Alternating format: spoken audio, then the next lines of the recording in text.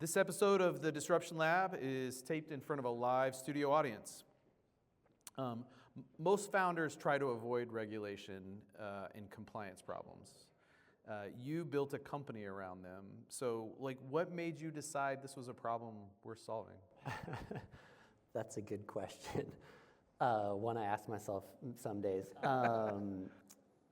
It's just the space that I knew. It's the space I grew up solving problems in. I grew up in the electronic health record world, then got into clinical trials, and it was this kind of perfect amalgamation. And someone's got to solve these problems, right? And it's just kind of this perfect confluence of my background, my co-founder's background, hitting together at the right moment, and around the right mission, around getting people into trials, getting these solutions out to people.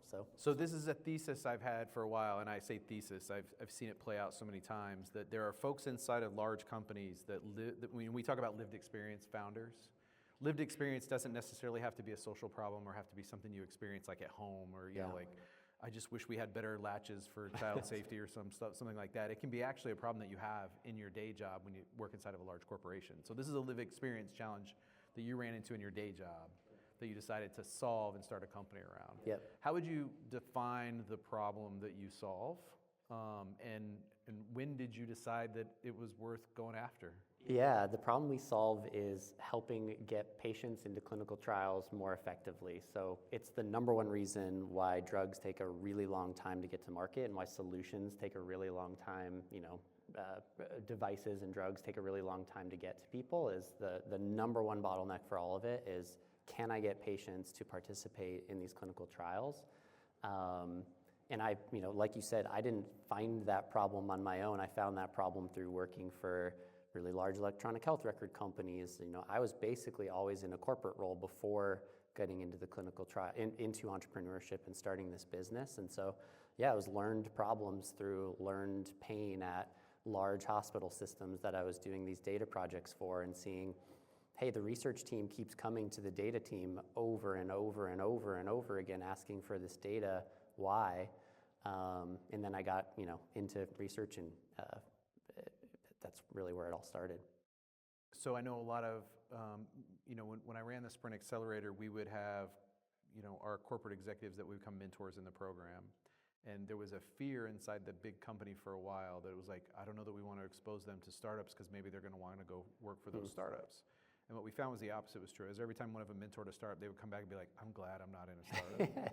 So what was it like going from, I will call it cushy corporate, just to characterize it in a way. What was it like going from that into this unknown, had you had startup experience prior to that? Had you, what was that jump like for you? A tiny bit. So my wife is also an entrepreneur, and we started a company here in Kansas City called Compost Collective, which is much smaller scale, but a regional, basically food waste collection service. And that was the first taste of okay, we could start a business, grow it, sell it to somebody. I also did consulting as a bridge between a couple of these things. So that was a risky moment where my dad, who worked for IBM for 35 years, was like, really? You're going to be a consultant? Where's your next job coming from? And so that was a little bit of a bridge into risk. And I think I was just naive enough as well before starting this to know how hard it really is, frankly, to jump in with 2 feet. But it's been a huge experience. I was telling Reggie just a second ago that it is risky. There's a lot of risk and a lot of hard things to work through, and it's very personal and emotional. But it's also at the end of the day, it's another job, and very worst case, and I have no reason to believe this is true, but worst case, in a couple years, if it runs into the ground, there will be another life after this, right? And so it's risky, but it's not life-ending risky, right? There's bigger risks in this world. You're not clinging to the side of a building somewhere, Yeah, like Alex Honnold with Netflix, yeah. We talk a lot about disruption and, breaking things, breaking rules, that type of work. A lot of rules exist to protect people, right? So how do you decide which rules are broken, which ones actually matter kind of in your field? First thing that comes to mind when you say that is protection of people's data. We're dealing with real people's real clinical data in what we do. It's really, really important to us. I grew up in the EMR world, where that was just beat into me. And so that was the very first thing we addressed when we started the company, is like, how do we keep this Loctite and super safe? But a lot of what we do is working directly with big hospital systems, large physician groups that conduct research, and they have to trust us with that data as well. And so they're constantly evaluating and running assessments on companies like ours. To the procurement point earlier, is like, will you trust a 2-year-old startup, to actually take your 5 million patient records into their cloud database and do things with it to help support you with research? And so, I don't know that that's like breaking a rule, but it is helping push the boundary of where these really large health systems are, oftentimes willing to go. It's like really convince them they can trust us with this. That's where my mind goes right out of the gate. So why do you think, as a society, from your perspective, do we struggle with, with all the technology that's available to us today, why do we struggle with modernizing systems that were designed for a different era? Like, what is that challenge? I think it's not a sexy answer, but the biggest part from our experience doing this is we're fighting not against other startups or other really innovative folks running amazing AI systems. We're fighting against, this is the way we've always done it. Especially in clinical research. Like, we just talked to a hospital system this week, does a ton of cardiology research, hundreds of trials a year. They have 40 full-time research assistants who literally read through patient charts, like word by word with their eyeballs all day, every day, to find patients for studies. That's the biggest reason that that it's slow and these manual processes persist. And we'll see what their answer is. Hopefully they work with us, but our AI basically automates all of that. Like, we'll read through those same millions of charts in a matter of minutes to hours. So what's the hardest thing to get your customers to believe? Like, when you're approaching them with what you guys do, and I'm curious, like, as a secondary part of that, does the fact that you market yourself as an AI-based or AI-driven company, does that make that conversation, that trust, or that thing that they need to believe, does that make it easier or harder? I think people are pretty open right now. Like, we haven't had a lot of resistance to the idea that earlier on, we're 2 years old now, which isn't that old, but 2 years ago, this was all very, very new. Early on, there was a lot of hesitance of like, can it actually do what we say it can do? I think people are much more open to the fact that LLMs and AI can do the things we say they can do. So our system does two things. One thing it does is ingest and take this really large clinical data set from a hospital system that does research, and then it reads through it all. So it takes like a complex cancer trial where you've got to have a specific disease, be on a specific medication, all these labs, and it reads through that clinical data to find the people that are a perfect fit for that complex trial. The other thing it does, and this is born from experience with the sites we work with, we might find 500 great leads, great possible fits for a trial, but the manual processes at that hospital system, they don't ever do anything. Like I find them 500 leads and then they sit there for 8 months, no one talks to them, and they're like, why can't we make more money on the trials that we run, or why can't we get more people into these trials? So we built a system that can also call, text, email, and engage in an intelligent way, have a human-like conversation, and actually screen people in. That's where, that is the much more unbelievable thing now, is people just can't believe that LLMs and AI can have such a complex conversation with somebody around 10 really important clinical criteria. And so that's in our demos, that's the oh wow moment of that sounds like a real human, and I can't believe it can do that. So it's really cool. In the world of startups, we often talk about, especially when there's co-founders involved in a company, we often talk about hustle and bustle, right? The person who's the face, the selling, the person who's out kind of with the customers, and the folks who are the tech side. In looking at Triley, I would put you in the hustle category. Yeah.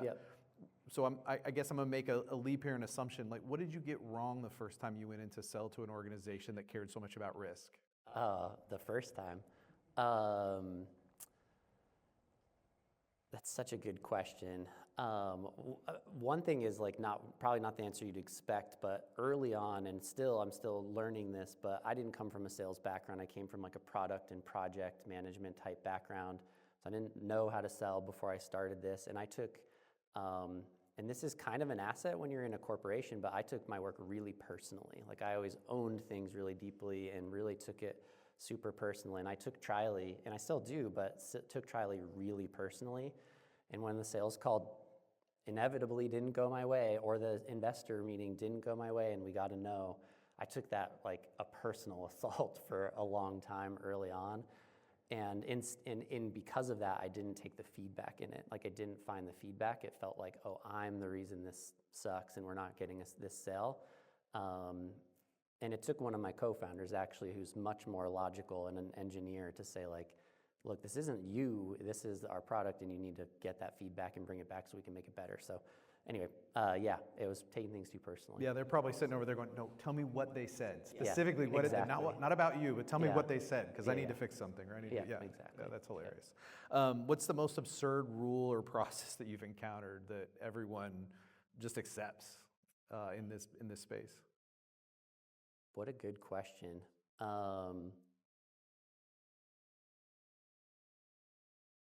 I think it just goes back to like it goes back to how much in this space is manual. Like I said, like people reading through those charts, people manually making phone calls, running text messages. And really it's because it's in an industry that's so regulated that it fears advancing. You know, it's just shocking how much of this space that should be, like there's so much money spent on these clinical trials and on new drugs, billions to bring new drugs into the market, definitely millions.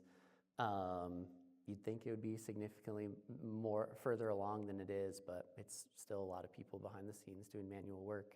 You run into potential customers that don't believe they have a problem. Oh, But yeah. they're like, no, it's fine the way it is. Like, Yeah. what could you possibly improve? Yeah, I mean, the hospital with 40 full-time research assistants doing that work are like, well, it's kind of working right now. I'm like, okay, sure, you know. So all the time, yeah. So if you had to distill your success to like one strategic decision that you made along the path, what would you say that is? I'll put that in two categories. One, like we've had good success. We're 2 years old. We've raised a couple rounds of funding, and we have some investors on board. And so we've had good success, like bringing on investors and convincing them we're doing something worth investing in. And I think actually going back to that, like taking feedback piece and really baking it into everything that we do, that's one of the biggest things I've learned from the investor side. Like the most strategic thing I did there was just be extremely open to feedback, bring my co-founders into those meetings with me, have them listen, and afterwards, like in the way to not bruise my fragile ego that took everything so personally, but like tell me what went wrong and how we need to make this better and how we got, you know. And the same thing's true on the sales side, you know, like having that feedback, whether it's my co-founder sitting on everyone or we have AI bots in listening to every call, and now AI judging every statement I make on a sales call to give me feedback. But it's not a sexy answer, but like just being open to feedback and trying to get better all the time. Oh, not a sexy answer, but it's an important one, because I see too many founders that lack that ability to accept or even hear feedback, and that's you know, I'll call it coachability. Yeah. That's one of the like key indicators to success. When you talk to any of the VCs, investors, angel investors, people who run accelerators, programs like that, it's like one of the number one criteria we're always looking for. So what was it that comment from one of your co-founders that like triggered that I need to be more open to that? Or was this something that just in this moment, because it was your baby, your company, that you'd forgotten it? Was it something you know, were you coachable earlier in your career, those kind of things? Yeah, I think to an extent, like I was always the coachable guy on my basketball team growing up, or you know, but it was different in this because it was so personal. And I wouldn't say it was a moment. It was definitely, I'm still learning to get better at it. I was just kind of reflecting on that this week, that like there's a lot of room to improve there still. But our pre-seed raise was the real moment for me on that, was having my co-founder Trevor sit in on those calls and be a part of those calls and have a 15-minute recap after every one of them of like, okay, I got another one coming in 30 minutes. Like, how do I make it better? So that's where it hurt and it was awful and I hated it. But like after reflecting back on the fact that we did that, I was like, that's what made that raise successful. So I want to shift a little bit to the technology behind what you guys do. So you're, being an AI-driven company, somebody that's got AI in the core of what you're doing, and using a technology to improve or replace legacy systems, like what's been key in the design that helps build that trust? Yeah. So my two co-founders are both technical. They're both engineers working on the product. One is like a little bit in the middle kind of product, and one's very, very technical. One thing has been those guys are like militant about process and process improvement. They're constantly looking for solutions that can automate pieces of the back end or make back end smarter, or even just give us more feedback on what's working or not. So we use Slack. We've got like 12 different Slack channels that are all feeds from our tech that are like, this broke, this is what's wrong with it, and it's all these different solutions they've built to make it better. So we've really, really focused on being AI native in as much of what we do as possible. I think there's truth in the fact that you can have smaller teams doing much, much bigger things. And there's also some like hand waviness to some of that too. Like at the end of the day, people are required to make a big company. But I think it's really just being extremely open to what's new and coming out, because it's so fast. For example, we have a voice AI solution that can call a patient and ask them if they want to participate in research and then take them through that complex criteria. That was not possible when we started this company 2 years ago. And we developed that solution in like a month. It's like crazy what you can do now, but you don't do that unless you have a team of people that are like really monitoring what's possible and what's out there. Using AI the way you guys are doing it, we're launching some AI boot camps. We've done a lot of AI sessions to help people understand, what an LLM is, Yeah. and what it's good and what it isn't good at. Yeah. As you guys have gone down this path, where have you found places where it helps the most in what you're doing, and where have you found, have you found areas where it could actually introduce more risk into what you're trying to accomplish? One really good example in our specific space is, there are disease states and trials all the way from the most rare and the most difficult to find patients to, like a flu vaccine that needs lots and lots of healthy patients, really, really rare, really like niche individuals, to like healthy studies where just about anybody could be a part of the study. Our tech is really good at the more complex, closer to the complex side, but still high volume. So getting into the really, really deep niche, getting that one individual isn't really our perfect sweet spot. Because there's a certain level of, there's a certain error rate in it that compared to a human reading through lots and lots of charts, it's way faster and still significantly better. But we trust it, when you need to get to that one individual, it's not perfect. When you're running a complex cardiology trial where there's lots and lots of folks with this specific type of heart failure, it's really good at going through all those charts really, really fast and having a lot of conversations with people. So I would say what we're dealing with is, we're in healthcare ultimately, and so there are the margins of that error do matter at a certain point when you need to be really, really precise. Yeah. So I want to shift gears again and talk a little bit more about leadership and personal growth for you as a startup founder, and the experience you've had maybe going from corporate or past experiences and so on. So what's changed the most about you in terms of how you make decisions since you've started Triley? Yeah. Had to get faster. Early on, we took a long time to make decisions. I'm a bit more of a egalitarian. I'm not as authoritative, not really an authoritarian leader. So I always wanted to make team-based decisions, bring everybody in on it, make sure everybody agrees with it, which there's value in, but there's things where you just got to go and move fast and see if it works, and that's been an adjustment for me. And still working to get better at it, and especially coming out of the corporate world where, there's 7 people to run something through on any given time.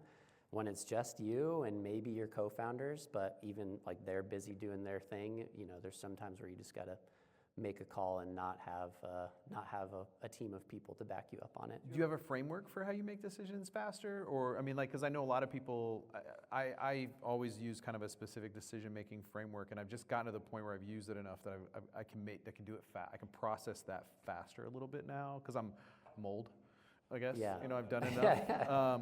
Do you have a framework you use for decision-making? I couldn't name a framework gut? for it. But but is it like this is just how I would say for me, a lot of the time it comes back to like, what are the first principles that I have witnessed that I think are important in this industry? So like the most basic for me is, and I heard Dick Flanagan say it in here like a year ago at the Digital Health KC event, but I love his statement of healthcare builds at the speed of trust. And for me, that's always been really true. And in clinical trials, it's so critical. Trust is at the center of everything. And so I think about, like, that's a first principle for me, is like, is what we're building on the fact that at the end of the day, like, a physician and a patient need to trust each other and go into doing this clinical trial together. Because if it's building away from that, it's not the right decision. So it comes back to like first principles of where we're working, I think is probably like the baseline.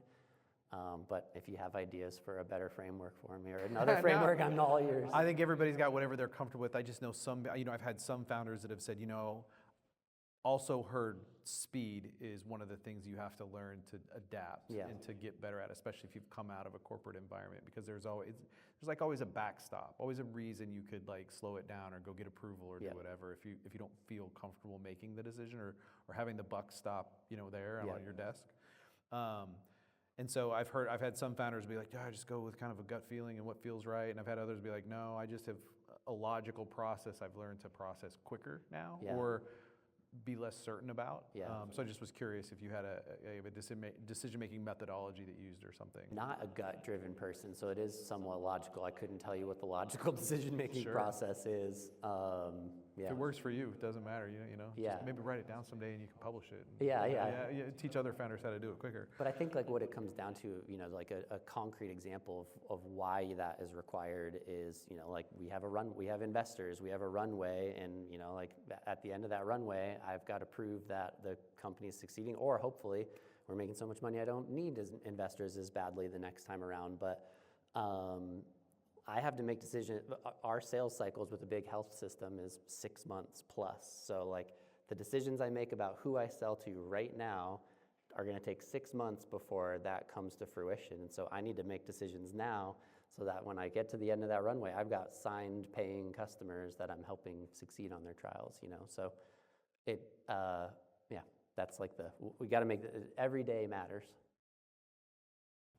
Kyle, you guys do something else that I find interesting, and maybe this is just me, but I see some companies have struggled with how public they are about their company values. You guys have them published on your website right there for everybody to see what the values are, and I assume those aren't just external facing. I assume those are values that you live by inside the company and the employees live by and so on.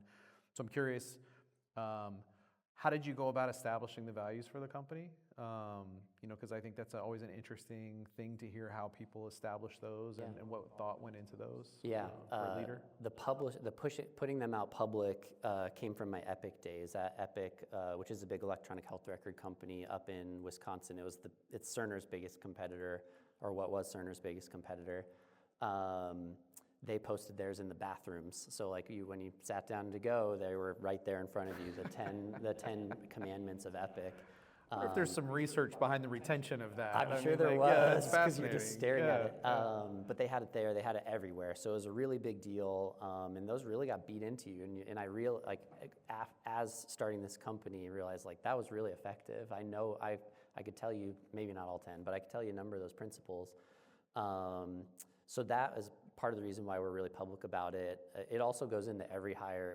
When we're 7 people now, but for every hire we make, we have a specific meeting focused on the core values of the company, and like you got to present to us on how you're going to live those core values at Triley as a part of the interview process. So it is very baked into what we do.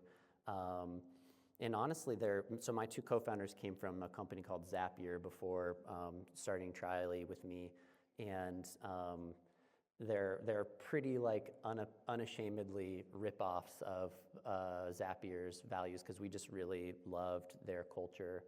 We're also a remote company, which Zapier's kind of a like very famous remote company. Yeah, so we just really loved the way that Zapier put them together. We made kind of our own personal tweaks on them, but they're pretty unabashedly like ripped off of Zapier's. Hey, what is it? Imitation is the most sincere form of flattery, I guess. I hope Is that so. the way that says? Yeah. Yeah. What's the one assumption about leadership or innovation that has really changed for you, or that's kind of been overturned in your experience with Triley? Good question. I'll try to explain this. I think one of the things for me that was even actually a barrier to me even starting Triley, like before I became an entrepreneur, I'm a like I don't remember my Myers-Briggs score or anything, but I'm like the harmony guy. Like I'm always the score on it that's like I try to make the team work together, and I'm about harmony. And that's not Steve Jobs, how Steve Jobs is promoted, or how like the most famous entrepreneurs in the world are promoted. They're hard driving, like tough, you know. And so for me, I had a hard time believing that I was I could be the CEO of a company, frankly. Still proving that to myself, you know. But I think had a couple of experiences. One of them, actually, I did my MBA at UMKC, and we did a session around like who you are and how that leadership style can present and be a leader. And that was kind of like an aha moment for me of like, oh, I think I could do that. So yeah, I mean, it's really just like, I guess the core learning there is, I think any style can be a leader. It's just like, it's a different style of being a leader. Yeah, you say you still struggle with that. Would you describe that as a like imposter syndrome in some way? Totally, yeah, definitely, yeah. What do you do? How do you get through those moments? You know, I struggle with that. Yeah. And I think it's, you know, how do you remind yourself, or how do you tell yourself that, no, I'm still the person, I'm still doing the right thing? Yeah, I mean, that shows up for me in like the smallest moments of like, I'm about to put a post on LinkedIn, like, who am I to post this thing on LinkedIn? Like, or, oh, that person that I met 7 years ago who I shouldn't care at all about is gonna think this when I post this thing, which to me is all the same root.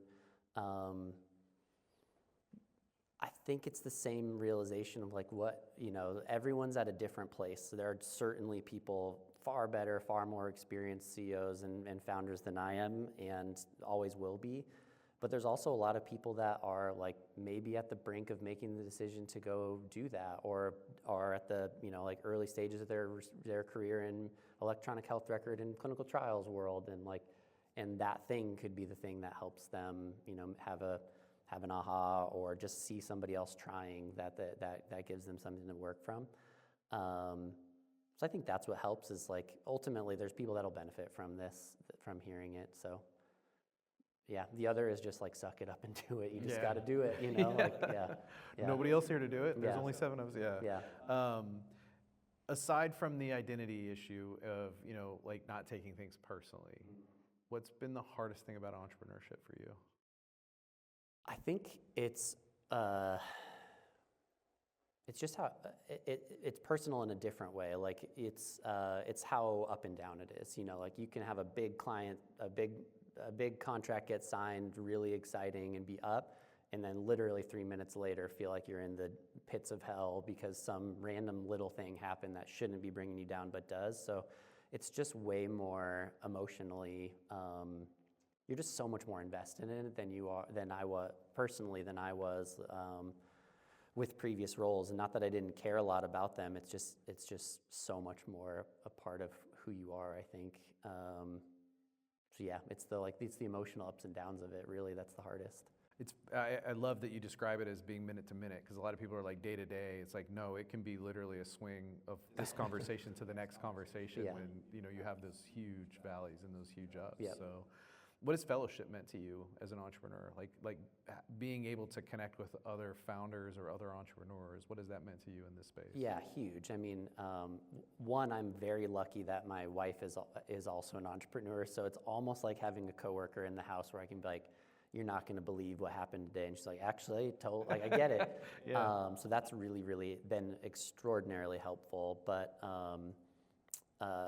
like opportunities like this to get in front of people and meet other people who are building in Kansas City, or even at conferences. JPM was an awesome place. JPM Health in San Francisco was a great place to meet a bunch of entrepreneurs.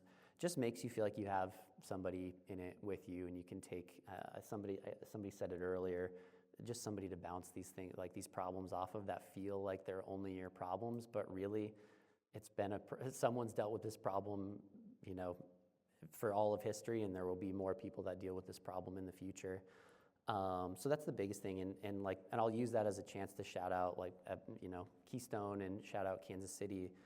Our company's remote, but we're headquartered here, and I've really felt lifted by Kansas City. With Digital Health Kansas City has gone out of their way, time and again, to do things for us and make introductions for us. Digital Sandbox funding really early on was really big. We got work done with that, and Flyover is our lead investor and has been an awesome help to us since joining the team. And so, yeah, we just feel really lifted, and like there is like a growing, more coherent ecosystem in Kansas City, even in the last 2 years since we've started building this. Yeah.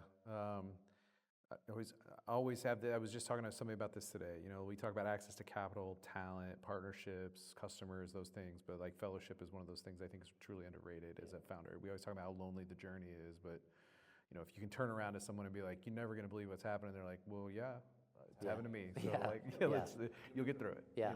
Sometimes that's just the calming thing you need to hear. Yeah, that's great. Yep. All right, Kyle, last question.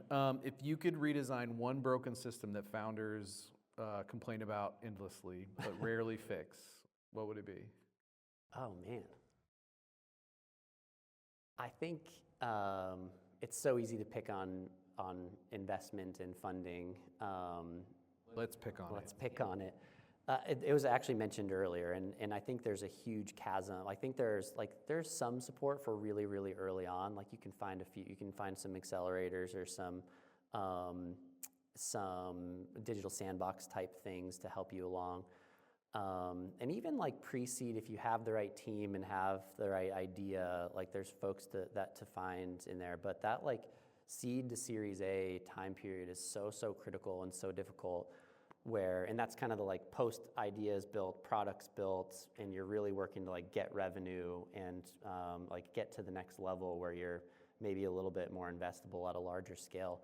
That's a really hard time period, and there's not a lot of investment of folks that want to and will invest in that space.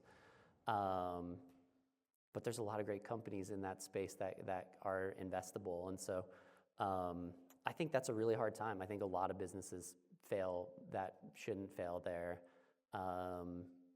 and we were we were lucky, and I hope did some of the right things to get to the funding that we did, but it's a really hard time period. I don't know how you fix that, but yeah. But if you could, that would be the one. Yeah. Yeah. No, I appreciate that. We were talking earlier before the interview started. You're not a Kansas City native, but I got to say, I tell a lot of founders this. I'm glad you're building your company here. It's cool to see you doing what you're doing. I'm glad you're doing it in Kansas City. I'm glad that the ecosystem has kind of lifted you up, and hope that you continue to grow, continue to build things here in Kansas City. So I think we all appreciate all of our founders who do the hard things here. So thank you. Yeah, on behalf of the community for doing this here. Thanks for the platform. Absolutely. Everybody give him a hand. Kyle McAllister, Charlie.